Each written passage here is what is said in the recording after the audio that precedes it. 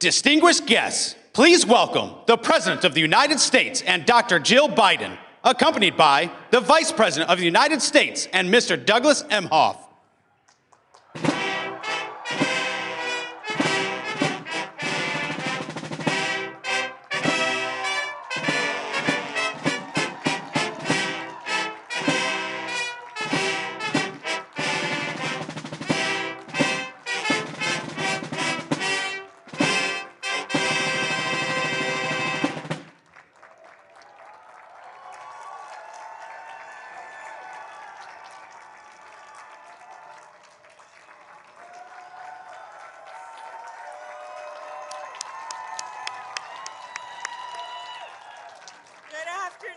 Everyone, good afternoon. Let me start by thanking Heidi and Gina for your courage and your leadership and your devotion to our country. President Biden, members of our cabinet, members of Congress, and my fellow Americans, please have a seat. You know, I often reflect on the week of Valentine's Day, 2004. When I had the honor to stand in San Francisco City Hall and perform some of our country's first marriages of same-sex couples.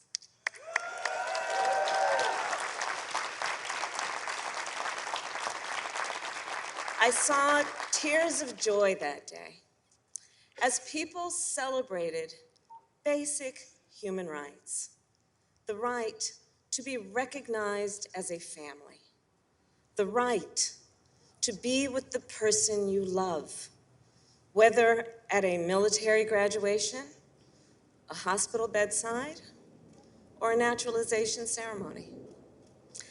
I also think back to June 28th, 2013, when after we won the fight to strike down Proposition 8,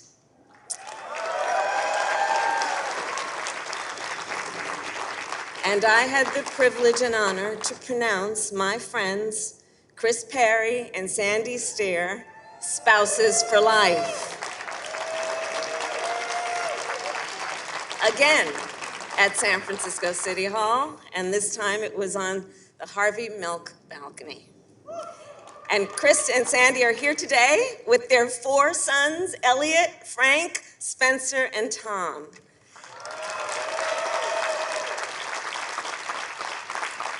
And of course, then, let us think about today, December 13, 2022, a day when, thanks to Democrats and Republicans, we finally protect marriage rights in federal law.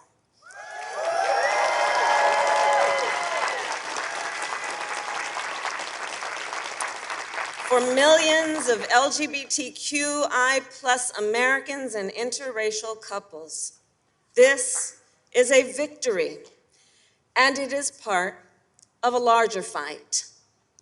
The Dobbs decision reminds us that fundamental rights are interconnected, including the right to marry who you love, the right to access contraception, and the right to make decisions about your own body.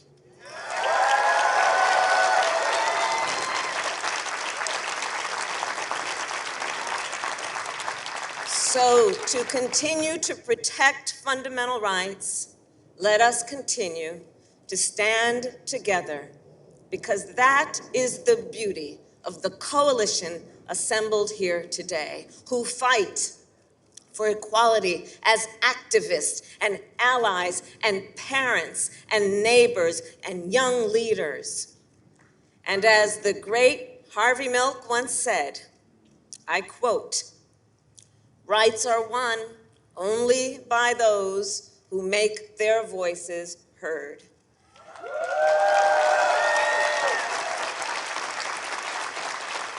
And because you made your voices heard, marriages are more secure, and Joe Biden is our president.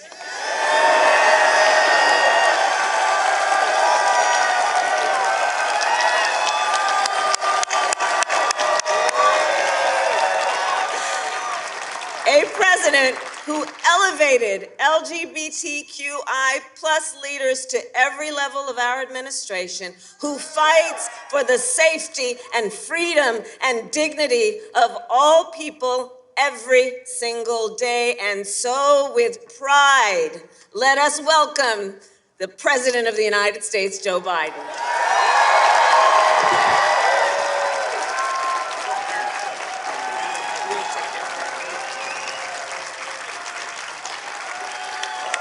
Hello, hello, hello.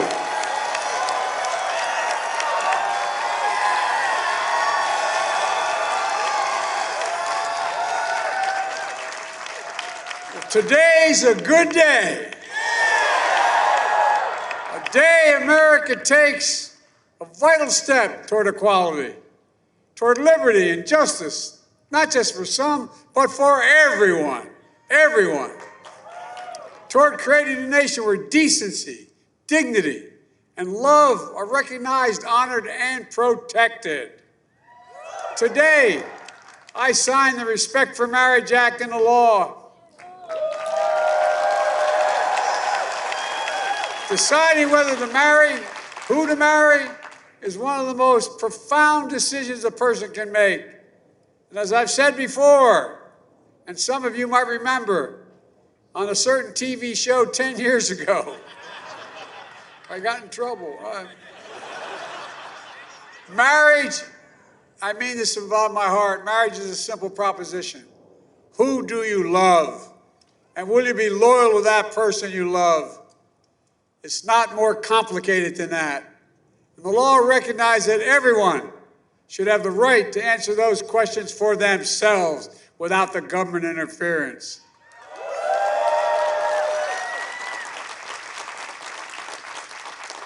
It also secures the federal rights, protections that come with marriage. Like when your loved one gets sick and you've legally recognized as a next of kin. For most of our nation's history, we denied interracial couples and same-sex couples from these protections. We failed to treat them with equal dignity and respect. And now, the law requires that interracial marriage and same-sex marriage must be recognized as legal in every state in the nation.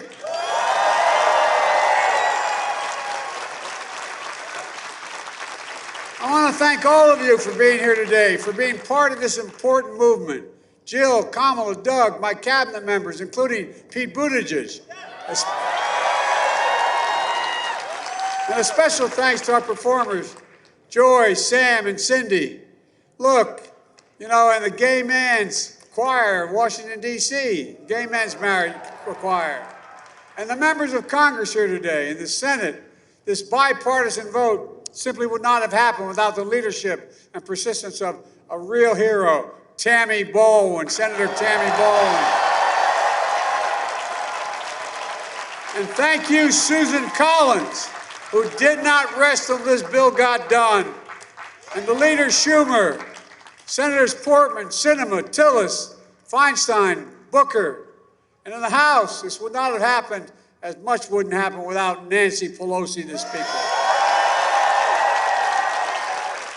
Equality and dignity for the LGBT community has always been her North Star. From her first speech on the House floor, pledging to end AIDS and signaling the bill and signing the bill today, all that time span. Madam Speaker, on behalf of all Americans, thank you for this and so much more for your decades of service.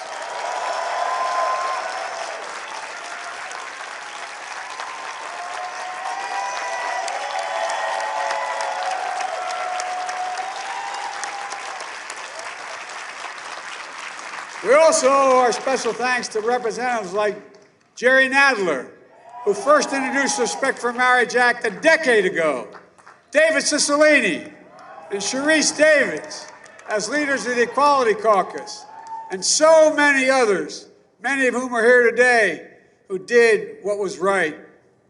Standing behind me are dozens of plaintiffs. Up there, don't jump.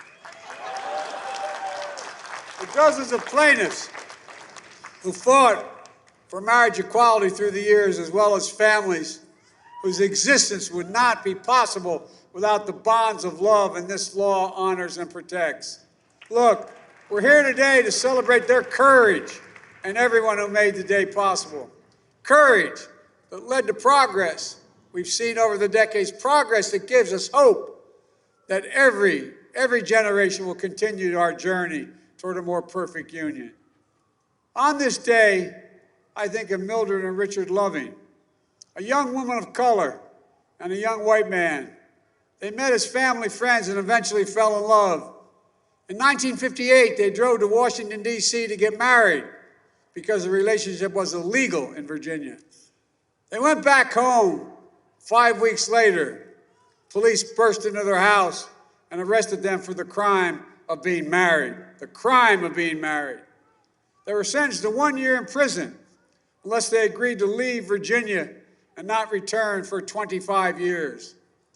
They appealed the sentence, and it took till 9 years later, in 1967, the Supreme Court of the United States ruled unanimously. It declared that laws against interracial marriage were unconstitutional. Today, we're joined by one of the lawyers who represented the Lovings and the widow of their other lawyer that took the fight to the highest court because they believed their love should not be criminalized, but should be honored and respected. As Mildred Loving said, previous generations were, quote, bitterly divided over something that should have been so clear and right. So clear and right. No one could put it better. And later, Mildred fought something else that's so clear and right. Marriage equality for LGBTQ Americans.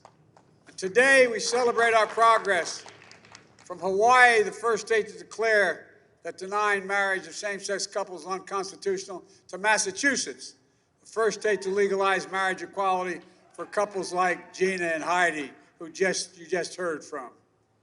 To all the advocates, excuse me, who worked to block or overturn state bans.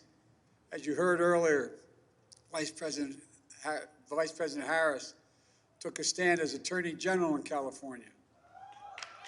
Talked earlier. Others also spoke out.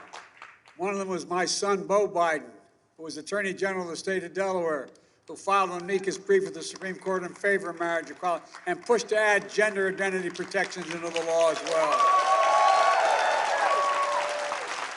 Today, remember Edie Windsor and her partner,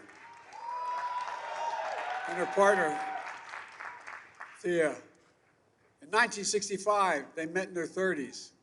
They fell in love, secretly got engaged, and Edie wore an engagement pin rather than a ring to avoid questions. They had 40 wonderful years together. Then Thea was diagnosed with MS, and Edie became her full-time caregiver.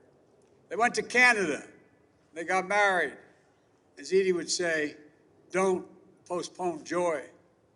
And then Thea died soon after, grieving Edie learned, since their marriage wasn't legally recognized, she would have to pay $360,000 in estate taxes. Viewed as strangers rather than partners for 4 decades. Simply unconscionable and unacceptable. So Edie took her case to the Supreme Court and she won. Before Edie passed away, she fell in love again at age 87. Finally experienced the joy and dignity of legally recognized marriage to Judith. Judith is here today with us. Judith, are you up there?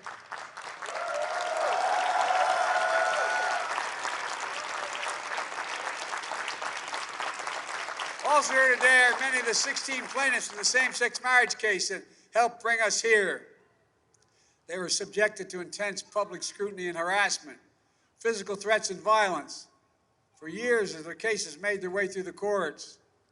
Jim couldn't be here today, but he and I spoke on that day in June 2015 when he was on the steps of the United States Supreme Court. I called him right after that historic victory, a victory not just for the plaintiffs, but for the whole country, and I would argue for the world.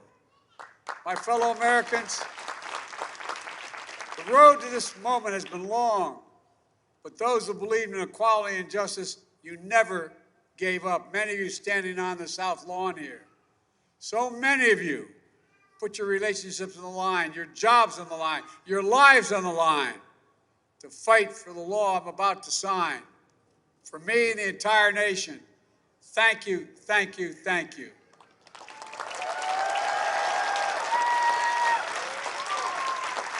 It's one thing for the Supreme Court to rule on a case, but it's another thing entirely if elected representatives of the people to take a vote on the floor of the United States Congress and say loudly and clearly, love is love, right is right, justice is justice.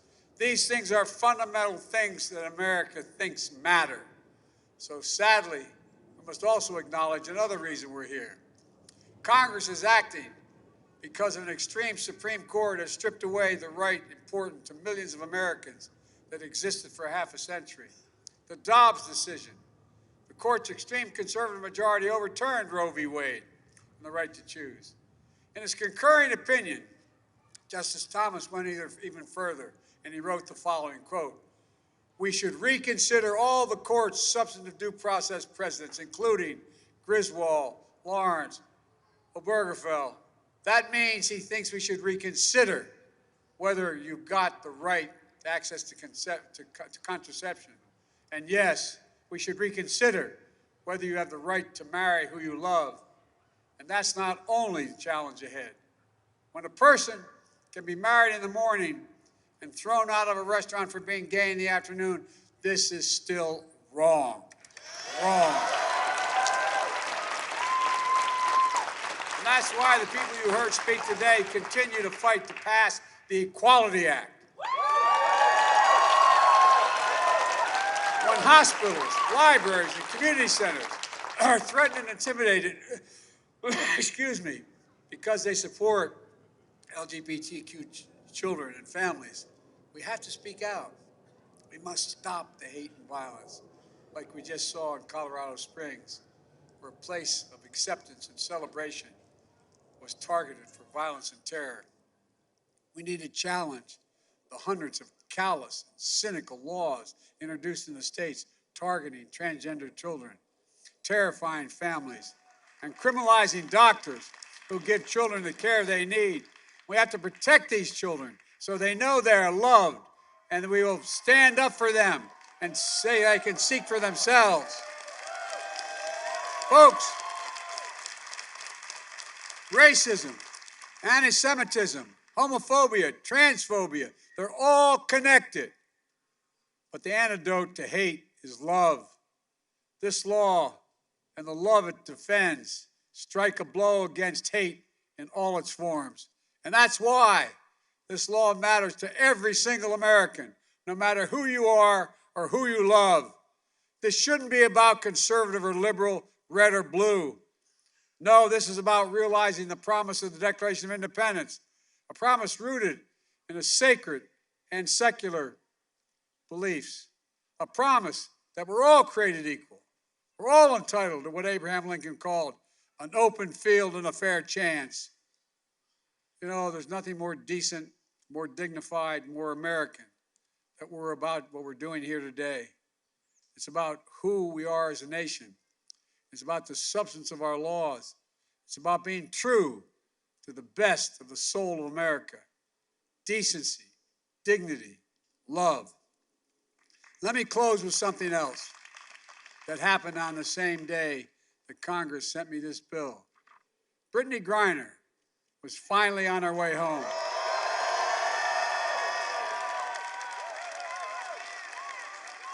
I got to know her incredible wife as we worked to bring Brittany home from her unjust imprisonment in Russia. We were together in the Oval Office, her wife and I. We heard Brittany's voice on the phone when she was freed. And we addressed the nation together. When we did that, Brittany's wife said, quote, "Today, my family is whole. My fellow Americans, that all-consuming, life-altering, love and commitment, that's marriage. Thank you to everyone on the hard-fought victory generations in the making. It's been a long road, but we got it done. We're going to continue the work ahead, I promise you. God bless you all, and may God protect our troops. And now, let me sign the Respect for Marriage Act into law.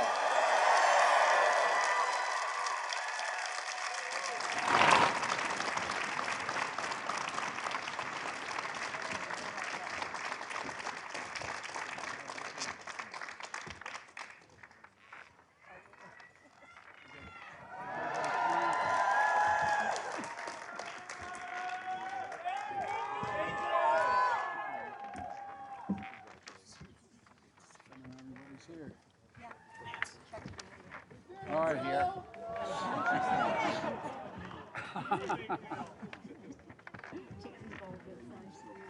Yes, I did. She All was right. that day. Right, she was that day. Here we go.